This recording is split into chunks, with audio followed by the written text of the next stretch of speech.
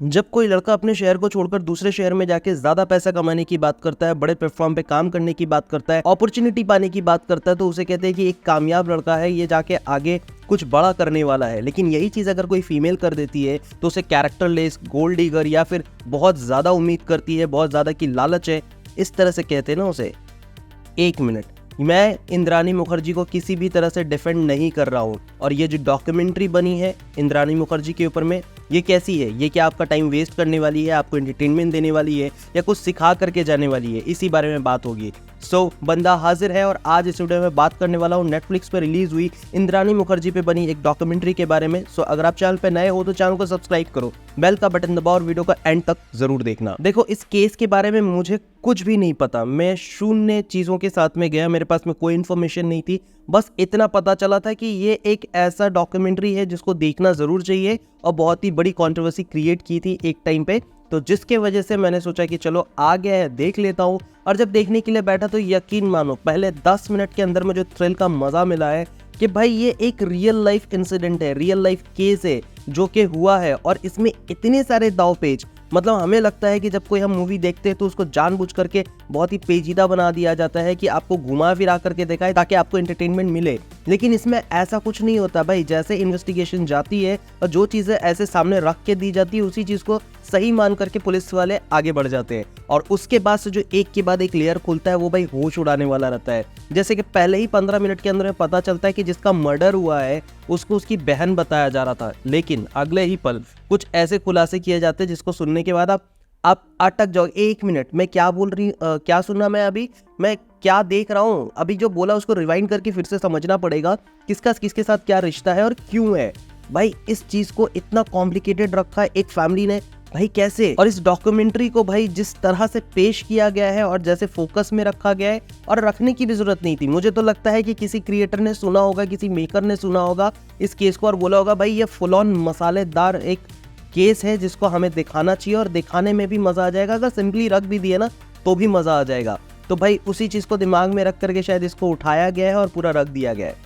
अब मेरा जो पॉइंट ऑफ व्यू निकल करके आ रहा है कि एक औरत अपने ख्वाबों को पूरा करने के लिए, अपने लिए जीने के लिए अगर कुछ करती है तो कोई चीज बुराई नहीं है, उसमें कुछ भी बुरा नहीं है। लेकिन प्रॉब्लम जाकर के तब खड़ी हो जाती है जब कोई मल्टीपल टाइम एक ही चीज को बार बार दोहरा रहा होता है और किसी और पे इल्जाम लगा देती है कि मेरे लाइफ को जो है मैं सुधारना चाहती थी, इस वजह से मैंने ये सारी चीजें की है, और उसके बाद कुछ स्टेटमेंट ऐसे देती है जिसको आप खुलेआम यूं पकड़ लोगे कि भाई ये झूठ बोल रही है।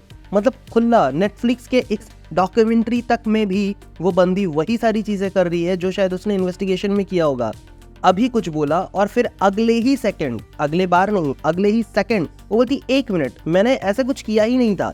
मतलब कैसे यार? अब देखो, इसके अंदर में बच्चों की जो राय दिखाई जा रही है, बच्चों के हिसाब से आप ये सोच सकते हो कि हाँ, जब तक तुम्हें पैसे मिल रहे थे, जब तक तुम्हें कामयाबी मिल रही थी, तब तक वो माँ अच्छी थी, लेकिन उसके बाद से जो आप इल्जाम लगाना शुरू कर देते हो। लेकिन दोनों साइड से, अच्छे या बुरे, दोनों साइड से आप फंस जाओगे कि मैं जज नहीं कर सकता। लेकिन इंद्राणी मुखर्जी के लिए आपको जज करने में कोई ज़्यादा प्रॉब्लम नहीं होगी, और हो सकता है कि आप जजमेंटल हो जाओ या फिर मैं जजमेंटल हो गया हूँ। लेकिन ये 4 एपिसोड के अंदर में, जो 44 मिनट 45 मिनट का एक एपिसोड था, 4 एपिसोड के अंदर में जिस तरह से चीज़ों को रखी गई है, और जिस तरह से खुद उनकी जुबानी, उनकी बेटी की जुबानी और उनके कॉल और मैसेजेस वगैरह जैसे दिखाए गए हैं, आपको ज़्यादा टाइम नहीं लगेगा ये समझने के लिए कि जिसकी डॉक्यूमेंट्री मैं देख रहा हूँ वो कैसे हो गया ये चीज़। तो भाई देखो, डायरेक्शन की अगर बात की जाए तो भाई इस डॉक्यूमेंट्री को बहुत अच्छे से पेश किया गया है। जहाँ तक कि जो फुटेजेस वगैरह यूज़ किए गए हैं वो एकदम रियल फुटेजेस है, जो कि आपको टीवी चैनल्स पे आते हैं, बिल्कुल वैसे ही जो न्यूज़ जैसे चल रही थी वो दिखाई गई है। वहीं पे आपको शॉक लग सकता है कि बिग बॉस 17 में सना शेख आई थी, जिसको मैं और सारी दुनिया ये सोच रही होगी कि ये लॉयर कैसे हो सकती है। भाई उसी लॉयर ने 6 साल के बाद इंद्राणी मुखर्जी को बेल करवाया। हालांकि मुझे उससे कहीं ज़्यादा ज़बरदस्त उनके जो फर्स्ट लॉयर थे वो लगे, जो जिस तरह से वो बात कर रहे थे, उनकी जिस तरह से एंट्री दिखाई जाती है, समझ में आता है कि रियल लाइफ में भी ये ऐसे ही है, क्योंकि वो कोई एक्टिंग नहीं कर रहे।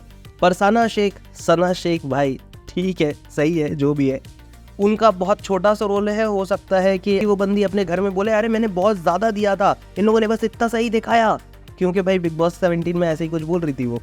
तो भाई ओवरऑल अगर देखा जाए तो आपका दिमाग ब्लास्ट कर देगा, और साथ ही साथ आप कहीं ना कहीं बोलोगे यार ये औरत ऐसी नहीं होनी चाहिए थी, और जो भी चीज़ें जैसी हुई है वो तो बिल्कुल भी डिजर्व नहीं करता था वो सिचुएशन।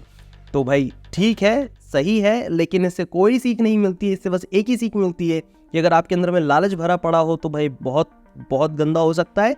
और एक औरत क्या कर सकती है, किस हद तक जा सकती है, जीरो लेवल पे आसाम के एक गांव में रहने वाली औरत अचानक से एक न्यूज चैनल की ओनर कैसे बन जाती है। और वो बंदी अमिताभ बच्चन, शाहरुख खान, उसके हस्बैंड और सारे लोग एक साथ एक जगह पे खड़े हैं। हाउ मैन, हाउ, कैसे?